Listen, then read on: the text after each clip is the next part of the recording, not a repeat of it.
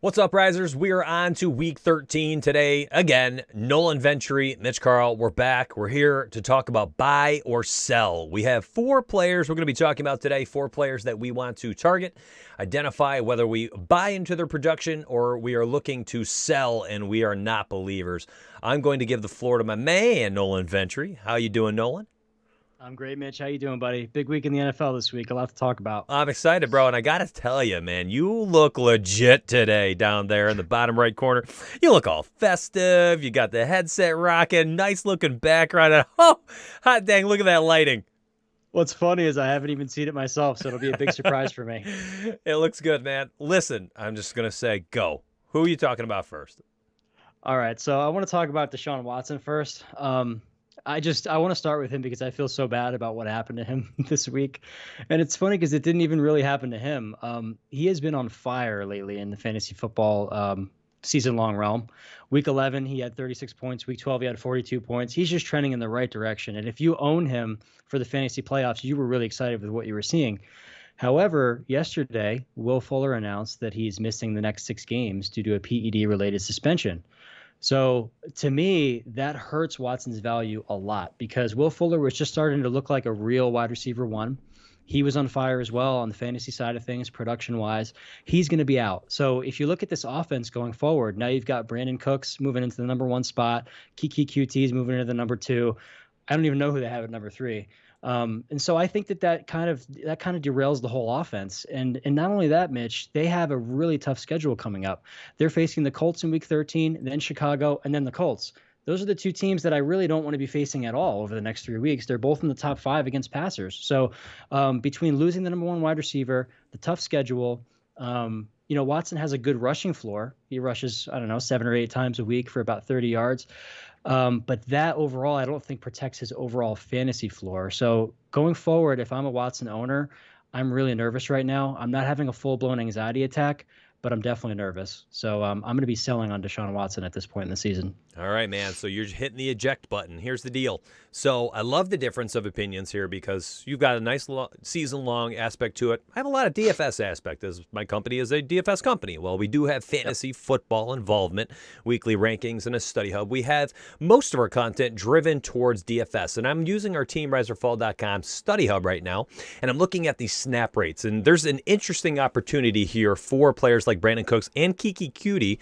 Yeah, that's right. He's back in our lives at 4.8K this week on FanDuel. DraftKings, I believe he's still 4.1K. He's very cheap heading into week 13. Will Fuller had a snap rate of 88, 96, and 98% heading into week 12.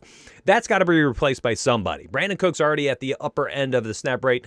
The few percentage points, which comes out to like 2 or 3 snaps a game where he's resting, he likely doesn't come off the field.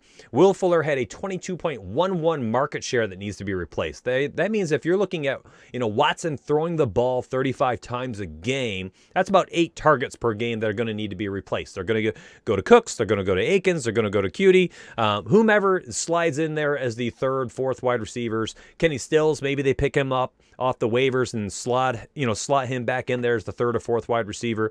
I would not be shocked to see Kenny Stills get picked up later this week. I am still on Deshaun Watson, even without Will Fuller. The offense will not be as gorgeous, but I still think there's an opportunity here for some of these guys to ascend in DFS, provide value for you, especially someone like Kiki. He's just too cheap. He's too cheap. He's going to run 85, 90% of the snaps. He's going to get, anywhere between 6 and 8 targets, and at dirt cheap pricing, I'll take a guy like that. We've seen Cutie have a nice run in the past. His rookie year, he had a 5-6 game stretch where he had over 100 yards twice, a couple touchdowns here and there. He was a good player. Looked like a great slot wide receiver. And now we're getting an opportunity to get him back at a bargain pricing. I'm in, man. And on top of that, we've seen Deshaun Watson. I was just reviewing this in an earlier video on YouTube, so give that one a look. But I was looking at Deshaun Watson, and he has 281 yards or more passing in all but 1 game since Bill O'Brien has left. And that only game was that 35-mile-per-hour wind, awful rain game against Cleveland. The other 6 of those games outside of that 281-yard game, all over 300 yards passing. And all that boils down to the fact that Bill O'Brien was a terrible coach, and they can't run the football.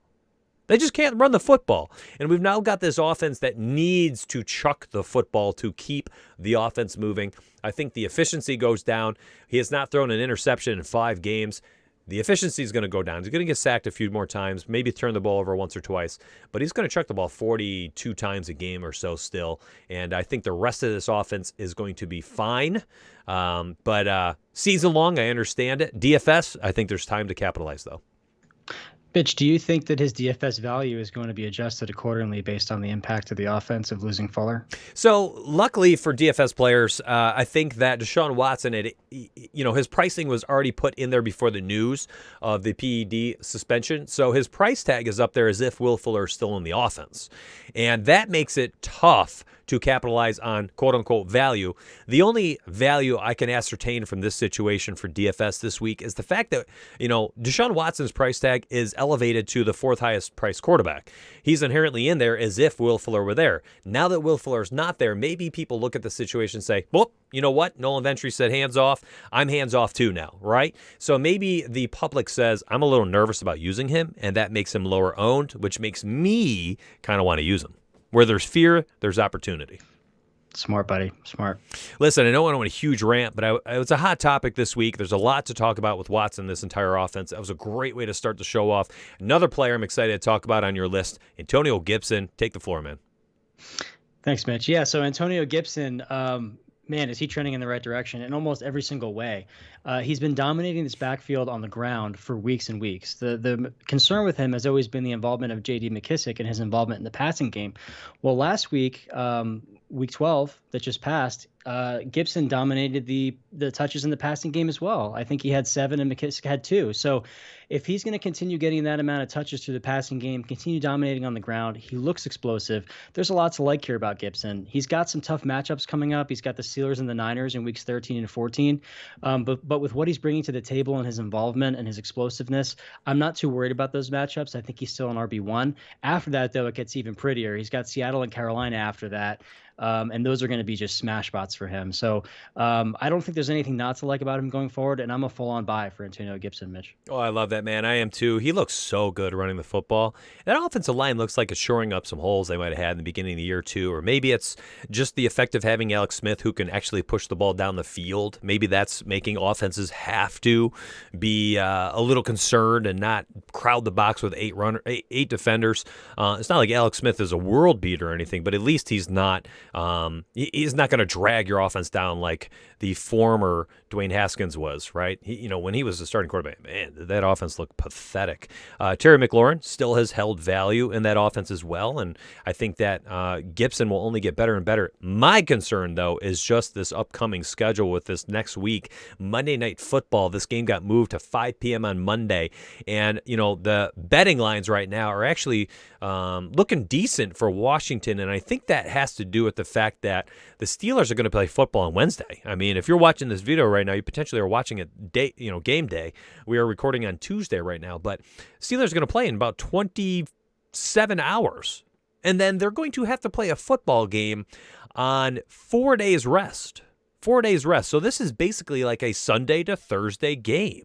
And to make it worse, it's as if they were playing a Sunday night game and then turning around and having to play a Thursday night game. It's literally taking all possible edges away from the Steelers.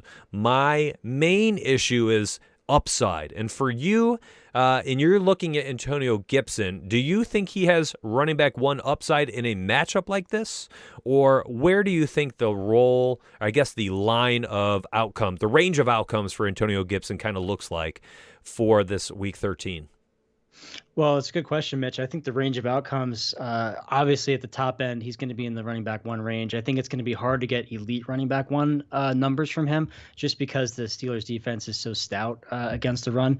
But like we said, with his talent and the ways that he's involved, he's not going to get axed from the game plan because of a negative game script. I fully expect the Steelers to lead this game right out of the gate. And so the cool thing is you're not going to see him come off the field. And if he's catching passes, I like his opportunity to gain yards, maybe more so yards there than on the ground against the Steelers. So he's an RB1 best case. I think worst case, he's still a high-end RB2 because you don't have many three-down backs like this that bring to the table what he does.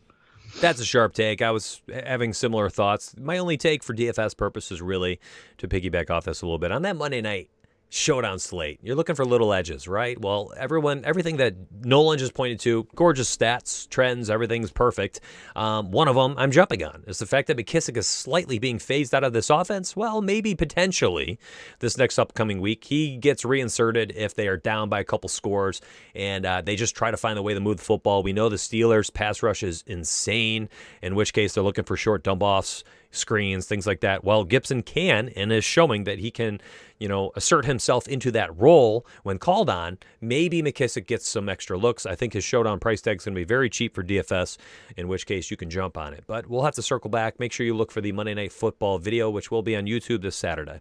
Let's slide over to Kirk Cousins. I love talking about Kirk. I like him as a person. Quarterback, different story. But for all things fantasy, we don't care about how they look on the field. We only care about their production. So where are you with Kirk? Do you buy his recent string of production, or are you selling?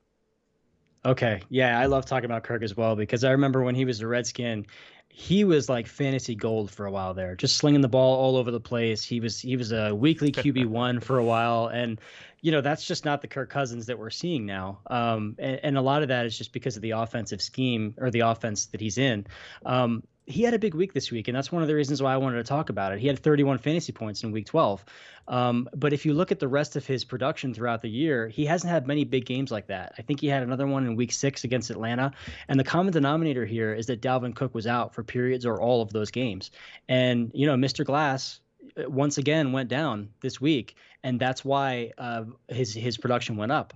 And so I think that if you're looking at Cook being out next week, there could be some streaming value there, because I think that the Vikings play Jacksonville. And so, yeah, he should be able to have his way with Jacksonville if they're not going out there trying to hand the rock off 30 times to Madison, which I don't think they will, because Madison is a drop-off talent-wise from Cook. And historically, we've seen the Vikings go to a more pass-heavy approach when Cook is out. So I think he's a streamer next week against Jacksonville without Cook. If Cook is back, I think you stay away from him, even though he had a big week this past week. And then absolutely in weeks 14, 15, and 16, I don't want you to even look at Cousins. If you see him on waivers, turn your laptop off. Don't even look at him. The matchups are awful. You've got Tampa, Chicago, and New Orleans. That's what you're doing going forward. He's got 1 week value for me without Cook, and I think that's about it, Mitch. That's brutal. I look forward to every single time you tell me about their upcoming schedules, because I have no clue. It's always, who are they playing week 13? Oh, that's all that matters. That's all that matters for me. And I look at Cousins, and he matters to me this week. He's cheap. He's cheap in DFS. He's had multiple touchdown passes in 6 of 7 games. And for DFS purposes, we're not looking for 350 yards passing. We don't care. We want those touchdowns because we care about the stacks. So if I can pair Cousins with Justin Jefferson and I can get 1, potentially 2 touchdowns like we saw yesterday, where those two are stacked together, it's a 4-point passing touchdown. It's a 6-point catch on the touchdown. That's a 10-point swing every time they connect. So if I can stack them together and get 1 or 2 touchdowns, I'm looking at a 20-point floor from that combination with upside for more. So for DFS purposes, that's 7.3K on FanDuel, and I think he's mid 5K on DraftKings, or 5.8K. He is in play. But going forward, I know if he has a good week this week, his price tag's going to be way too high for matchups like that you just identified. I would want nothing to do with. Again, you'll have to ask me, though. Week 14, who knows? I might change my tune. We never know. David Montgomery, another player that's fun to talk about. A lot of people like to make fun of him. I remember maybe 2-3 weeks ago, there was a smash spot for Josh Jacobs, and he was supposed to absolutely dominate. And there was this meme floating around where it said he had failed miserably. He looked terrible the way he played. And this photo showed a big picture of Josh Jacobs. Next to it, it said, vision of, and then someone had pasted the words over whom the actual players were that ESPN had used. David Montgomery. Feet of David Montgomery. Power of David Montgomery. it just showed all of David Montgomery, including all of how the industry looks at him is just a joke. But is he a joke to you? Oh, man, I don't like to talk negatively about players. I love them all, but in terms of what he brings to the table, I do kind of feel like it's a joke, only because he's been wildly inefficient throughout this season. His yards per carry has been extremely low. He's had a 3.6 yards per carry on the year. If you look at his numbers in fantasy throughout each and every week, he just hasn't given you the numbers where you're like, man, if he's only getting 10 touches, I'm not going to get anything out of him. He's almost like one of those plotters where like you need 30 touches to know that you're going to get good value. But, here's a good example. Week 12, right? He had 11 carries for 103 yards, and he caught 4 or 5 targets for 40 yards and a TD. He's not going to get 103 yards on 11 carries every week. And he played the Green Bay Packers this week, so he's got a bottom 2 defense against running backs. So that's why you're seeing that. On the plus side, though, he has a tremendous market share in this offense. It's over 80%. There's really no other running back commanding carries. You have Cordell Patterson coming in every now and then, maybe for a breather. So he's got this show to himself. And we don't know whether or not the volume is going to increase, but here's one thing we do know, Mitch. The schedule going forward, in my opinion, is the best for fantasy running backs. To close out the year, he's got three matchups against teams in the bottom 5 against running backs and 2 more against teams in the bottom 10. We know that the Chicago defense is going to keep this team in games, even though the offense has been dysfunctional. The QB situation is fluid. I don't know how much confidence we have in Trubisky, but what we do know is that the opportunity is there for Montgomery and the schedule looks gorgeous. So I think you have to trot him out as a running back too. But I think the range of outcomes is wide. You can get a running back 1 performance. You can get a running back 3 performance. You just never know with him, but he's got the volume and he's got the schedule to make him valuable, Mitch. I like that take. And, maybe I'm just one of those people who can't hold on to things. All right, sorry, I'm holding on to things too long. 57-yard carry. I wanted to see what boosted 103 yards. I did not see that carry. Must have been a nice one. Listen, David Montgomery coming out of college was known as a tackle-breaking machine. I vaguely remember him having the most broken tackles coming out of college his last year in college. And when he came here, everyone was so excited. They were so excited. Dave Montgomery, NFL-level running back's going to be legit. I can't be tackled. And I don't know. We just haven't seen it. But I saw this the other day. It might have been Pro Football Focus or something. But they had said that he's top 5 in the NFL right now in broken tackles. And it's is he just not hitting his ceiling or maybe reaching his potential because this offensive line is just horrendous? I really have no clue. I've not gone that deep because I don't care. I don't care from week to week. I'm just looking at surface level things as we're investing here. But David Montgomery coming out of college had all the talent in the world, all the tackle breaking talent. And, he's showing that tackle breaking talent, but it's not showing up in the production. And I think it's hard at this point in the season to lean on little, analytical stats like that and try to paint a picture that's positively. At this point in time, he is what he is. I mean, we have 10 games of tape, 10 games of stats. We have a tough schedule upcoming. For me, personally, I find it hard to use him in DFS.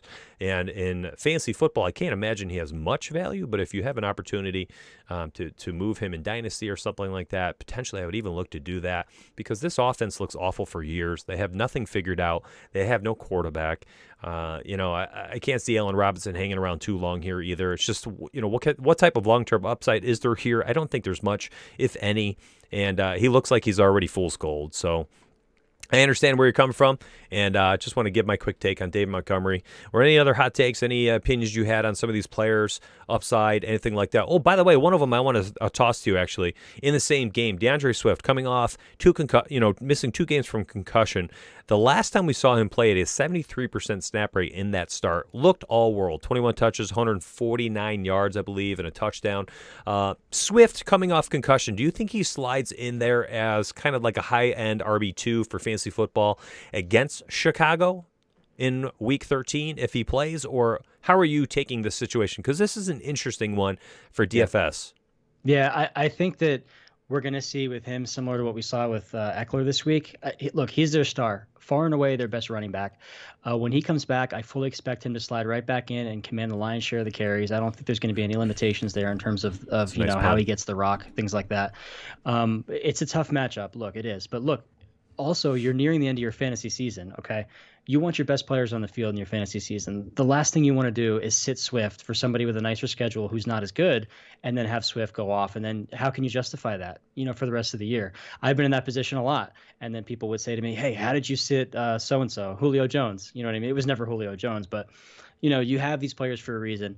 Stick that player in year-long fantasy, and he's got the talent to make something out of it. So I still view him as a running back 2 in that one. Probably not a running back 1 like he would be in other games, but I'm still using him in season-long fantasy.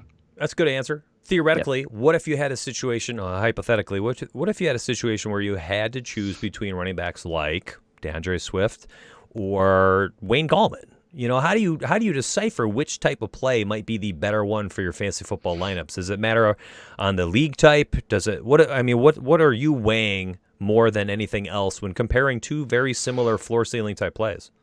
Yeah, I compare a lot of things to look for a tiebreaker. Sometimes it takes me days. You know what I mean? Sometimes it even comes down to something as simple as weather. If two guys are so close and I see that, hey, they're going to be playing in the snow or the rain or frigid temperatures or wind, then I might sit a player for that reason. I think Swift has the bigger ceiling than Gallman. We've seen years and years of Gallman. This is his best year, but I think physically Swift brings more to the table than Gallman does. So I would say in season-long fantasy, look at your lineup construction.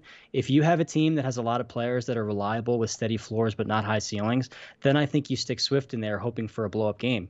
If you have a team that's a lot of boomer bust players and you need someone who's more steady to get you 10 to 15 points, then you go with Gallman. So those are the types of things I would be looking at in that situation, Mitch. That's a good answer, too. I appreciate it. I'm going to throw another one at you on the spot here. Okay, so I researched this past week for DFS. And I came across multiple things talking about the red zone shares for Todd Gurley this year in Atlanta. And then we had Brian Hill as the starter. So that's the topic if you want to formulate your thoughts. Todd Gurley was top 5 in the NFL in carries inside the 20, carries inside the 10, carries inside the 5, top 5 in touchdowns inside each of those zones. And we had their Las Vegas Raiders, who had given up 16 rushing touchdowns this year, the second most in the NFL. Everything aligned for Brian Hill being a fine plug-and-play type addition in DFS because he was so cheap, $4,000 on DraftKings, 5.1K on FanDuel. And I believe in fantasy football, a lot of people are looking at him as like an RB3.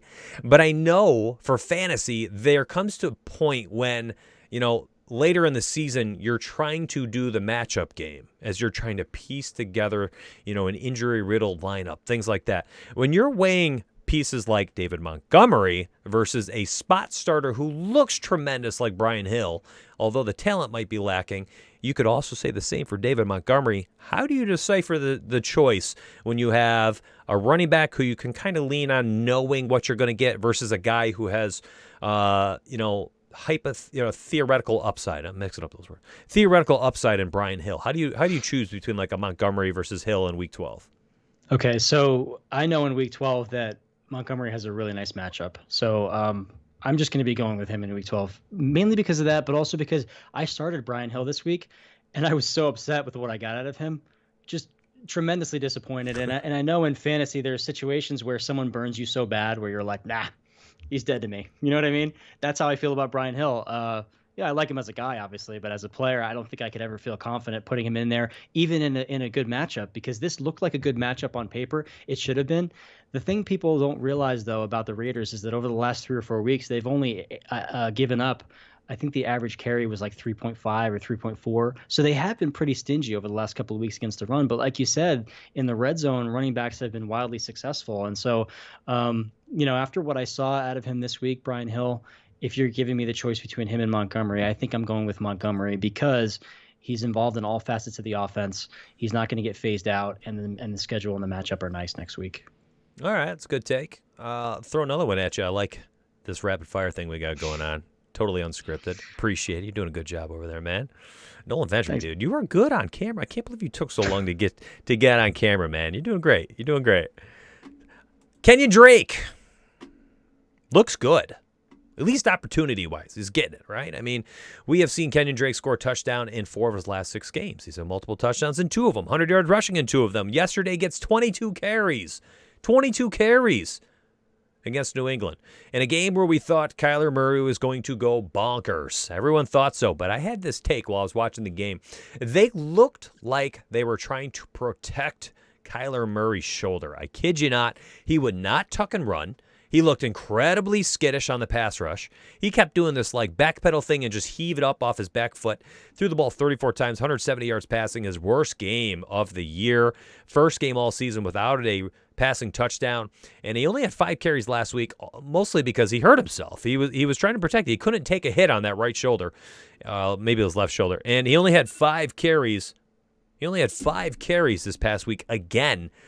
When you are comparing the upside of Kyler Murray with these other stars like Rodgers and Wilson. Beforehand, it was Murray was right up there with him. I think we clearly can see that something's going on with him, and his ceiling might not be the same. But does that make you like someone like Drake heading down the stretch here a little bit more, or is he still capped because of his talent? Well, I actually do like Drake going forward. I think you can view him as basically what you drafted him as. I don't have his schedule in front of me, but I think that the way you saw that game plan go this week, you're going to see more of that going forward. Teams need to be more balanced going into the playoffs. We've seen teams do really weird things going into the playoffs. Like you see teams that are primarily passing teams suddenly become running teams. And I think the closer we get towards the end of the season here, you're starting to see that happen because they're realizing that they can't roll him out and use him the same way they have in the past. They're protecting him. Drake is a good running back, in my opinion. He's been underused and underutilized throughout the season, and I think maybe they might be realizing that it's time to shift that a little bit. So in an offense that's as prolific as this one, especially when Murray is healthy, I think you have to use Drake with confidence. In one that's struggling because Murray is injured and for other reasons, I still think you have to use him. This is another one of those scenarios where in season-long fantasy, you're not going to be sitting Drake because how many guys in your fantasy draft, if it was Snake, did you draft before him? If it was auction, it was something else. Bottom line is you're putting your best players in there. You can argue with me on that all day, but I say you put your best players in there in season-long fantasy. DFS is obviously something else. You're going to be valuing players differently, but I would certainly have Drake in my lineup, I think, every week going forward.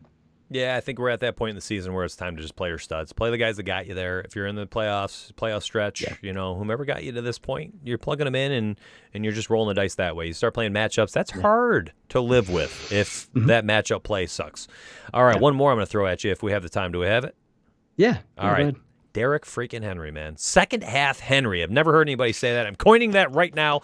He is such a juggernaut in the second half of the NFL seasons. Last year, heading into Week 10, okay, that's when he was okay. And then Week 10 hit, and oh my gosh, 188 yards, 159, 149, 103, had an 86-yard game. Then went 211, 182, 195. Hard to hear if you're listening on iTunes, but my goodness, it looks good right here on YouTube. And multiple touchdowns, 5 games. And here we are. Back-to-back weeks, juggernaut himself, Mr. Twinkle Toes. You see him dancing around defenders. He doesn't need to lower his shoulder every time. He does not need to. He is slippery. 28 carries in Week 11, 27 carries in Week 12, a combined 311 yards and 4 scores. Second half, Henry is back. Is he the number one player in fantasy to finish off the year? That's tough. Certainly at running back, I think he is, especially with the injury to Cook. We don't know how much we're going to be getting out of him down the stretch, but Henry is certainly trending in the right direction. He's getting stronger and stronger and doing greater and greater things. The person that I don't know if he can edge out for overall number one fantasy is just Tyreek Hill. Like, I was looking at his numbers the other day. He scored almost every week, multiple touchdowns, over 100 yards. He's just been unreal as well. And you look at his production yesterday, and it could have been so much more. I mean, he had 50 fantasy points at half, and I said, he's going for 100.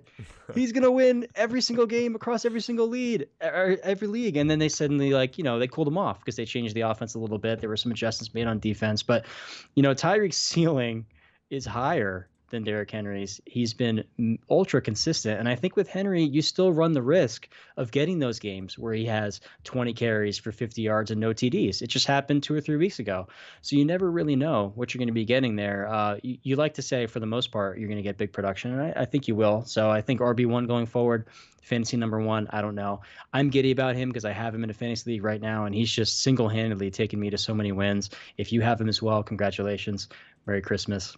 It's been a good year because of that. I like that a lot. Well, Tyreek Hill, man, he is on such a weird level of production. It's stuff we knew it's Tyreek Hill. He's got a crazy ceiling. But to be hitting his ceiling with this consistency is kind of mind-boggling. Heading into Week 12, 28.15% market share. That's the top 10 rate going into Week 12. 12.7 targets per game over the last 4 weeks. Speaking, by the way, those are the last 4 weeks data, and averaging 30 points per game on DraftKings. And we go look at this. I mean, man, his targets he's just come alive, man. 10 targets, 6, 18, 14, 15. The last 3 weeks have been insane. 98 or more receiving yards in 4 straight. 2, 1, and 3 touchdowns. This is a run at wide receiver we have not seen in years. we've seen a couple stretches like this from Antonio Brown, Julio Jones over the years where they have 3-4 games in a row where they go like 128 catches, whatever. Chris Godwin had a little stretch like this last year, I believe, and all of a sudden Tyreek Hill, like I cannot remember a stretch like this where someone has been so efficient, so heavily targeted, and is just hitting their ceiling each and every week. My long-term look, though, if you had to choose one of them, and I know it's completely irrelevant because no one has to make this choice. You're playing them both if you have Henry and Hill. As I think that touchdowns are at the wide receiver position are a little bit more difficult to predict, and I will always take a guy who's going to have the possibility to touch the ball 28 times, like we've seen Derrick Henry. But I think maybe you're probably right. Tyreek Hill's ceiling can win you any matchup, while Derrick Henry's production can slightly be matched by other players, like Nick Chubb, $144 and 2 scores, something like that. Like you'd match it. But Tyreek Hill, 269 yards and 3 touchdowns. There's not another wide receiver that can match that.